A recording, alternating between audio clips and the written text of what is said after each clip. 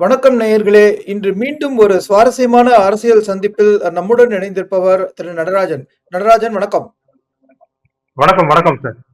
நடராஜன் இன்னைக்கு பார்த்தீங்கன்னா, என்டிடிவிக்கு வந்து தாவேகா தலைவர் விஜய் வந்து ஒரு நேர்காணல் குடுத்திருக்காரு. அது வந்து ஒரு பெரிய விமர்சனத்துக்கு உள்ளாயிருக்கு. உங்களுக்கு அத பத்தி சொல்ல ஆமா. முடியுமா? அந்த என்டிடிவி இன்டர்வியூ நேர்காணல்ல அவர் என்ன சொல்லியிருந்தாரு? அதுல என்ன அப்படி வந்து ஒரு விமர்சனத்துக்கு காரணம் என்ன? ஆக்சுவலா இதுல என்ன சொல்றாங்க அப்படின்னா, விஜய் வந்து என்ன பேசினாரு? விஜய் வந்து அங்க அந்த பேட்டியில கூறுன கருத்துக்களோ, இல்ல அவங்க கேட்ட கேள்விகளுக்கு சொன்ன பதிலோ, இங்க வந்து விமர்சனமாக்கப்படல. விஜய் எப்படி பேட்டி குடுத்தாரு அப்படிங்கிறது தான் இங்க விமர்சனமாக்கப்பட்டிருக்கு. அவர் வந்து இந்த மாரி நம்மள மாரி ஒன் டூ ஒன்னா உட்கார்ந்துகிட்டு நீங்க கேட்கிற கேள்விக்கு நான் பதில் சொல்றேன்ல, அந்த மாரி ஒரு நெறியாளரோ, இல்ல யாரோ ஒரு ஜர்னலிஸ்டோ கேட்கிற கேள்விக்கு விஜய் பதில் சொல்லல. எடப்பாடி பழனிசாமி அவர்கள் பதில் சொல்லிட்டாரு. டிஆர்பி ராஜா பதில் சொல்லிட்டாரு.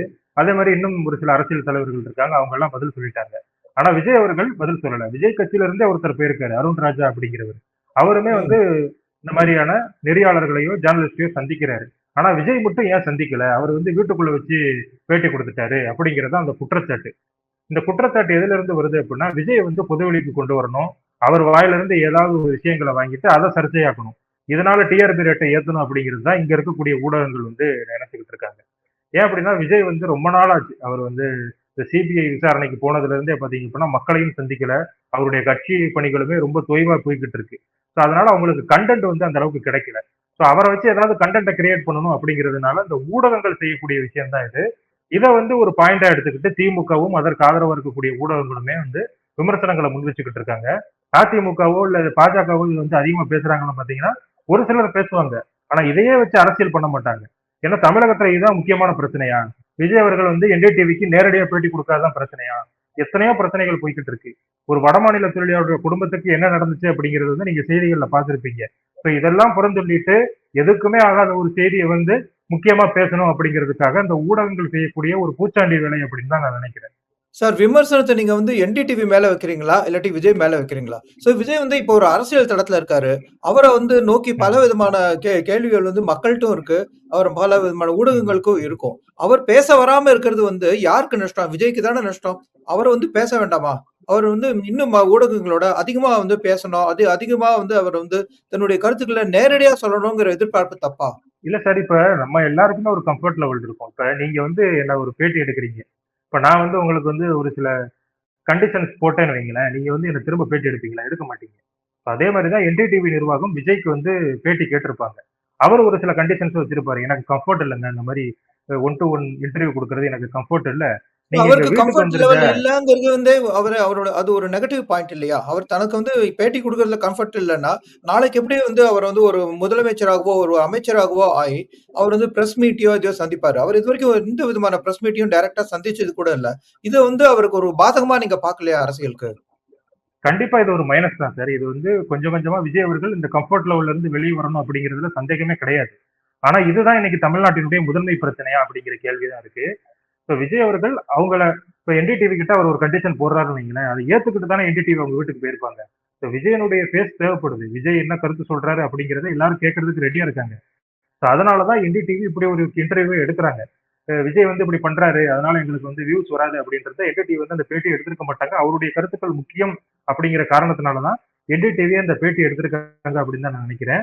கண்டிப்பா நீங்க சொல்ற மாதிரி இது வந்து அவருடைய அரசியல் வாழ்க்கைக்கு ஒரு பாதகம் தான். அவர் வந்து அரசியல்ல ஜெயிக்கணும், சிஎம் ஆகணும் அப்படிலாம் நினைக்கிறாரு அப்படின்னா, நேரடியா மக்களை எப்படி சந்திக்கிறாரோ அதே மாதிரி பத்திரிகையாளர்களை சந்திக்கணும், ஊடகவியலாளர்களை சந்திக்கணும், அவங்க கேட்கிற கேள்விகளுக்கு பதில் சொல்லணும். ஆனா அது அவர் செய்யாம அவருடைய கட்சிக்காரர்கள் செஞ்சுக்கிட்டு இருக்காங்க. சோ வருங்காலங்கள்ல விஜய் அவருக்கு செஞ்சாதான் அது வந்து ஒரு அரசியல்ல ஒரு முக்கிய தலைவரா மாற முடியும் அப்படிங்கிறது தான் என்னுடைய கருத்து.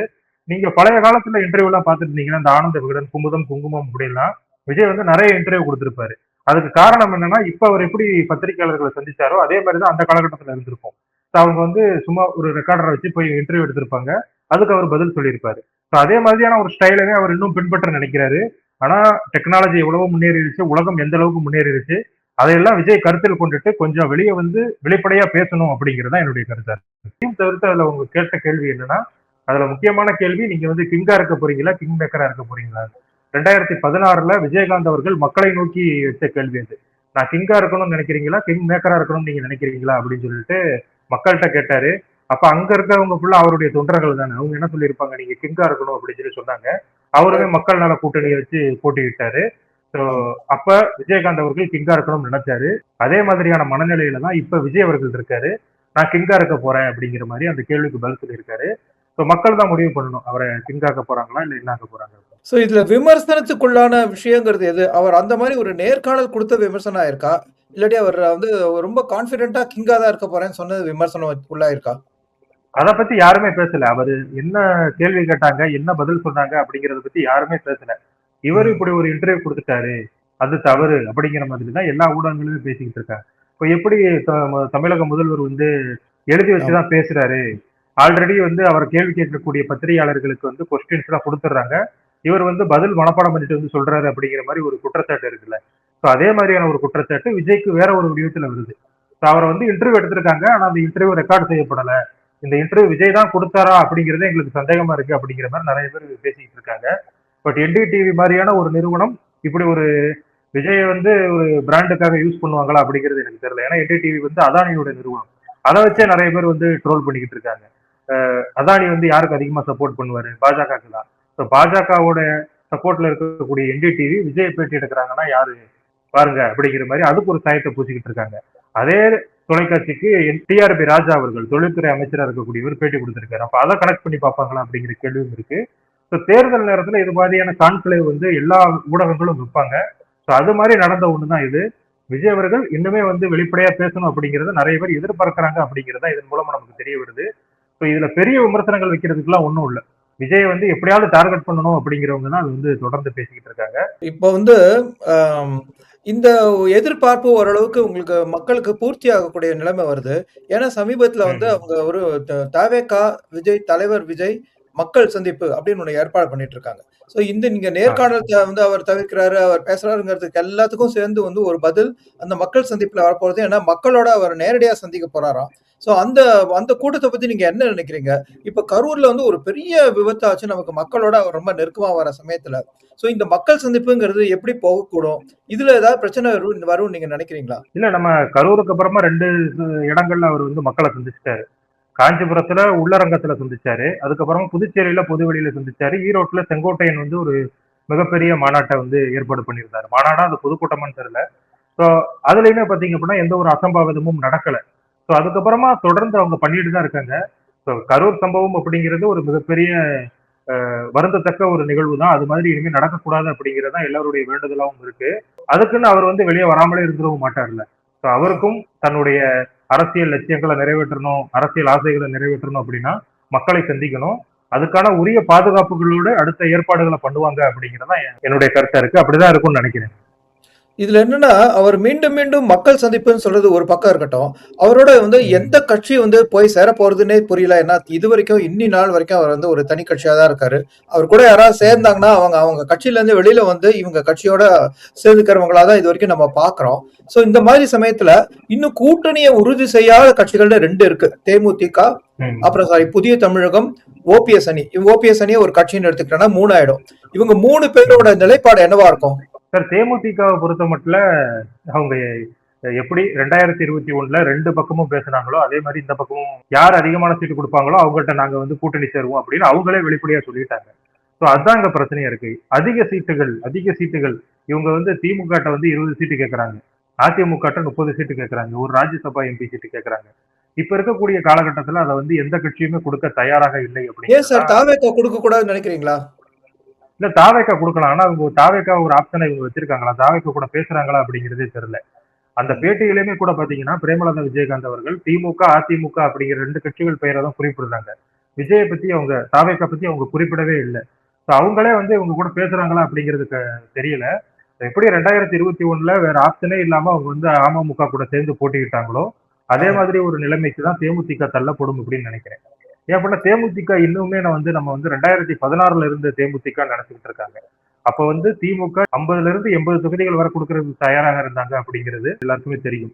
ஆனா அப்ப வந்து விஜயகாந்த் அவர்கள் மக்கள் நல கூட்டணிக்கு போயிட்டு அந்த வாய்ப்பை விட்டுட்டாரு. 2021லயே தேமுதிக வந்து அது வந்து ஒரு வெற்றியை தீர்மானிக்கக்கூடிய சக்தியா நினைச்சிருந்ததுன்னா ஒண்ணு திமுகவோ அதிமுகவோ அவங்களுடைய கூட்டணியில சேர்ந்திருப்பாங்க. 2021லயே அப்படி ஒரு நிலைப்பாடு எடுக்கும் பொழுது இப்ப 5 வருஷம் கழிச்சு விஜயகாந்த் அவர்களும் இப்ப உயிரோட இல்ல. அப்படி இருக்கக்கூடிய சூழ்நிலையில திமுகவும் அதிமுகவும் உங்களை சேர்க்க மாட்டாங்க அப்படிங்கிறது தான் என்னுடைய கருத்தா இருக்கு. ஏன்னா அதிமுக ஆல்ரெடி நிறைய பேர் வந்துட்டாங்க. பாஜக அதிக தொகுதிகள் கேட்கறாங்க. அமமுகவுக்கு ஒரு ஒரு குறிப்பிட்ட சீட்டுகள் அவர் கொடுக்கணும். அதே மாதிரி நிறைய உதிரி கட்சிகள் நிறைய இருக்காங்க. இதுல இன்னொரு முக்கியமான விஷயம்னா திமுக கூட்டணியில காங்கிரஸ் தொடருமா அப்படிங்கிறது. ஆமா. ஒருவேளை காங்கிரஸ் இல்ல அப்படின்னா அங்க வந்து தேமுதிகவை ஈஸியா அவங்க அகாமடேட் பண்ணிக்கலாம். ஆ. மீதி இருக்கக்கூடிய கட்சிகளுக்கும் ஒரு 2, 3 சீட் எக்ஸ்ட்ரா கொடுக்க வாய்ப்பு இருக்கு. ஸோ காங்கிரஸ் எல்லாரும் நினைக்கிற மாதிரி தாவேகா கூட்டணிக்கு போச்சுன்னா அது போறது கஷ்டம், அது போக வாய்ப்பு இல்லை அப்படிங்கிறது தான் என்னுடைய கருத்தா இருக்கு. நீங்க அப்படி ஒருவேளை சொல்றீங்க. ஆனா காங்கிரஸ் இன்னைக்கு தான் வந்து ஆ, கிரிஷ் சோடங்கர் வந்து மீனம்பாக்கத்துல இருந்து சென்னை மீனம்பாக்கம் விமான நிலையத்துல இருந்து ஒரு பேட்டி குடுத்தாரு. அவர் வந்து பெயர் குறிப்பிடாம ஒரு சில கட்சிகள் காங்கிரஸோட வந்து கூட்டணி வச்சுக்க ரொம்ப விரும்புது. காங்கிரஸ்க்கு ம், இந்த தமிழகத்துல ஒரு விதமான ஒரு செல்வாக்கு இருக்கு. அப்படின்னு வந்து ஒரு பொடி வச்சு பேசினாரு.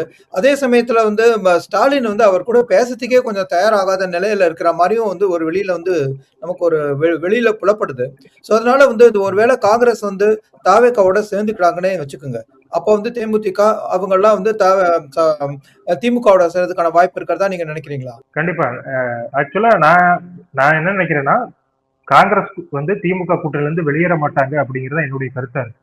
ஒருவேளை அவங்க போயிட்டாங்க அப்படின்னா கண்டிப்பா திமுக மற்ற கட்சிகளை உள்ள இழுத்து போட தான் பார்ப்பாங்க. ஏன்னா தேமுதிகக்கு வந்து விஜயகாந்த் அனுதாபிகள் இன்னுமே இருக்காங்க. விஜயகாந்த் மேல இருக்கக்கூடிய அந்த ஆமா. பற்றுனாலதான் இன்னுமே தேமுதிக அப்படிங்கிற ஒரு கட்சி சர்வ் ஆகிட்டு இருக்கு. ஆமா. ஸோ அந்த ஒரு ஓட்டை வந்து 2024ல விஜய் பிரபாகரன் பெற்ற வாக்குகளையும் நம்ம வந்து ஒதுக்கிட முடியாது. ரொம்ப குறைவான எண்ணிக்கையில தான் அவர் தோத்தார். ஆமா. ஸோ அந்த மாதிரி வந்து அவருக்குன்னு ஒரு கணிசமான செல்வாக்கு இருக்கு தேமுதிக. நம்ம வந்து தேமுதிகக்கு வாக்குகளே இல்ல, அவங்க வந்து ஒரு டம்மியான கட்சி அப்படின்னு சொல்லிட்டு ஒதுக்கிட முடியாது. அவங்களுக்கு ஒரு கணிசமான வாக்குகள் இருக்கு. ஆனா அந்த வாக்கு விகிதம் எத்தனை, அதுக்கேத்த மாதிரி அவங்க சீட்டு கேட்கறாங்களா அப்படிங்கறதுதான் கேள்வி.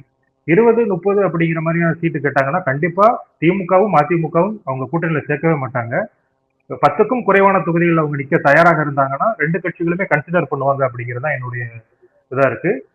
காங்கிரசினுடைய முடிவு முக்கியமா. ஏன்னா எப்படி வந்து நம்ம பாமக இருக்கிற கூட்டணிக்கு வந்து விடுதலை சிறுத்தைகள் இருக்காதுன்னு சொல்றோமோ, அதே மாதிரி காங்கிரசுக்கும் தேமுதிகவுக்கும் வந்து ஒரு பழைய கால பகைகள்லாம் இருக்கு. 2013ல இருந்தே அந்த பகை இருக்கு. 2024ல நடந்த நாடாளுமன்ற தேர்தலையும் அந்த தோல்வியை நீங்க பார்த்திருப்பீங்க. காங்கிரஸ் வந்து ம். ஏதோ சித்து வேலை செஞ்சுதான் என் மகனை ஜெயிச்சிட்டாங்க அப்படிங்கிற குற்றச்சாட்டெல்லாம் பிரேமலதா விஜயகாந்த் அவர்கள் வச்சிருந்தாங்க. ஸோ காங்கிரஸ் எடுக்கிற முடிவுல தான் இருக்கு அப்படின்னு நான் நினைக்கிறேன். சரி. இப்போ ஓபிஎஸ் அணி என்ன ஆகலாம்? ஓபிஎஸ்க்கு வேற வழியே இல்லை. அவர் வந்து ஒண்ணு திமுக கூட்டணியில சேரணும், அப்படி இல்லைன்னா அரசியல் இருந்து ஓய்வு அறிவிக்கணும். தாவேக்கால அவரை சேர்ப்பாங்களா அப்படிங்கிற ஒரு கேள்வி இருக்கு.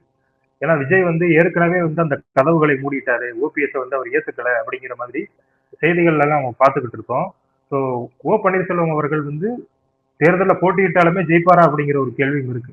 அவர் வந்து அவருக்கு சீட்டு கேட்கல, அவருடைய மகனுக்கு தான் சீட்டு கேட்கிறாரு அப்படிங்கிற மாதிரி நிறைய வாதங்கள்லாம் நம்ம பார்க்க முடியுது. கண்டிப்பா ஓபிஎஸ் வந்து தன்னுடைய அரசியல் வாழ்க்கையின் இறுதி கட்டத்தை நெருங்கி கொண்டிருக்கிறார் அப்படின்னு தான் நான் நினைக்கிறேன். ஸோ இப்ப வேற ஒரு விஷயத்துக்கு நம்ம வருவோம். இப்ப தமிழக அரசோட ம், திரைப்பட விருதுகள், அது வந்து ஒரு பெரிய பேசு பொருளா இருக்கு. அதாவது இப்ப அந்த ம், டைரக்டர் ரஞ்சித்ல ஆரம்பிச்சு, குழந்தை நட்சத்திரங்கள் வர அவங்க வந்து தங்களுடைய குற்றச்சாட்டுகள வச்சிருக்காங்க. இது எந்த மாரி குற்றச்சாட்டு? இத பத்தி ஒரு பின்னணியோட குடுத்தா அத நீங்க எப்படி பார்க்குறீங்கன்னு சொல்ல முடியுமா? ஆமா. அதாவது திமுகவுக்கு ஆதரவா செயல்படக்கூடிய நடிகர்களுக்கு மட்டும்தான் விருது கொடுத்திருக்காங்க அப்படிங்கிறது வந்து எல்லாருடைய குற்றச்சாட்டாவும் இருக்கு. குறிப்பா ம். பாத்தீங்கன்னா போஸ் வெங்கட் அவர் வந்து திமுகவினுடைய ஒரு முக்கிய பொறுப்புல இருக்காருன்னு நினைக்கிறேன். அவர் வந்து 2 விருதுகள் கொடுக்கப்பட்டிருக்கு. குறிப்பா டானாக்காரன் அப்படிங்கிற ஒரு படம் வந்துச்சு, நீங்க பார்த்திருப்பீங்க. ஒரு அருமையான திரைப்படம். அதுல வந்து நிறைய நல்ல பெர்ஃபார்மன்ஸ் இருக்கும். லால் வந்து அதுல நடிச்சிருப்பாரு, எம்.எஸ். பாஸ்கர் நடிச்சிருப்பாரு. ஸோ இந்த மாதிரியான நடிகர்களை தவிர்த்து விட்டு இவர் வந்து ஒரு சின்ன கதாபாத்திரம் தான் பண்ணியிருப்பாரு. லால் வந்து அந்த படம் முழுக்கவே வரக்கூடிய ஒரு கதாபாத்திரத்தை நடிச்சிருப்பாரு. அதே ம். மாதிரி எம்.எஸ். பாஸ்கரும் வந்து ஒரு முக்கியமான கதாபாத்திரத்தை நடிச்சிருப்பாரு. அவங்களெல்லாம் விட்டுட்டு போஸ் வெங்கட்டுக்கு கொடுக்கறதுக்கான காரணம் என்ன அப்படிங்கிற கேள்விதான் வச்சிருக்காங்க. அதே மாதிரி கவன் படத்துக்கு கொடுத்திருக்காங்க. கவன் படத்திலையும் அவர் போஸ் வெங்கட் நல்லா தான் நடிப்பாரு அப்படிங்கிறது நம்ம எல்லாருக்கும் தெரியும். ஆனா அவர் தான் சிறந்த நடிகரா, அவரை விட நடிக்காதவங்க வேற யாரும் இல்லையா அப்படின்னு கேட்டீங்க அப்படின்னா கிடையாது. போஸ் வெங்கட்டை விட ம். நல்லா பெர்ஃபார்மன்ஸ் பண்றவங்க நிறைய பேர் இருக்காங்க. அதே மாதிரி கருணாஸ் அந்த லிஸ்ட்ல இருக்காரு, பிரகாஷ்ராஜ் இருக்காரு. இவங்க எல்லாரையுமே நம்ம கம்பேர் பண்ணி பார்த்தோம் அப்படின்னா இவங்க எல்லாம் யாருக்கு சப்போர்ட்டா இருக்காங்க அப்படிங்கிறது நமக்கு தெரிய வருது. அஹ் மாரி செல்வராஜுக்கு வந்து 2 விருதுகள் கொடுக்கப்பட்டிருக்கு. ஆனா பாரஞ்சித் இயக்கிய படங்களுக்கு வந்து அதிகமா கவனிக்கப்படலை அப்படிங்கிற மாதிரி இருக்கு. ஸோ இதுல என்ன கேள்வி அப்படின்னா ரீமேக் படங்களுக்கு வந்து இந்த மாதிரி விருது கொடுக்க கூடாது. ஆனா மலையாளத்துல இருந்து ரீமேக் பண்ணப்பட்ட ஒரு தமிழ் படத்துக்கு வந்து விருது கொடுத்திருக்காங்க அப்படின்னு சொல்லப்படுது. ஸோ இந்த மாதிரி நிறைய குற்றச்சாட்டுகள். நீங்க சொன்ன மாதிரி ஒரு குழந்தை நட்சத்திரம் அவங்க வந்து கைதி படத்துல கார்த்திக் மகளா நடிச்சிருப்பாங்க. ஸோ ம். அவங்களுமே அந்த குற்றச்சாட்டை முன் வச்சிருக்காங்க. சீரியல் நடிகர்கள் இந்த குற்றச்சாட்டை முன் வச்சிருக்காங்க. ஸோ ஸோ எப்படி நம்ம வந்து தேசிய விருது கொடுக்கும் பொழுது பாஜக வந்து சங்கிகளா பார்த்து கொடுக்குறாங்க அப்படிங்கிற ஒரு குற்றச்சாட்டு இருக்கோ, அதே மாதிரி இவங்க வந்து ஊப்பிகளா பார்த்து கொடுக்குறாங்களா அப்படிங்கிற கேள்வியும் எழாமல் இல்லை. தேசிய விருது கொடுக்கும்போது நிறைய பேர் சமூக ஆர்வலர்கள் அப்படின்னு சொல்லிட்டு வருவாங்க. இந்த கேரளா ஃபைல்ஸுக்கு கொடுக்கும்போதோ எத்தனை பேர் நீங்க வந்து சோசியல் மீடியாக்கள்ல எதிர்த்து எழுதுனாங்க, பாஜக அரசை விமர்சனம் பண்ணாங்க அப்படிங்கிறது உங்களுக்கே தெரிஞ்சிருக்கும். அவங்க எல்லாம் இப்ப எங்க போனாங்கன்னு தெரியல. நேயர்களே, இந்த கேள்விகளை குறித்து உங்களுடைய கருத்துக்களை நீங்க கமெண்ட் செக்ஷன்ல பதிவு பண்ணலாம். அப்புறம் என்னுடைய சேனலுக்கு வந்து சப்ஸ்கிரைப் பண்ணி பாருங்க. மிக்க நன்றி. நடராஜன், நன்றி. நன்றி சார், நன்றி.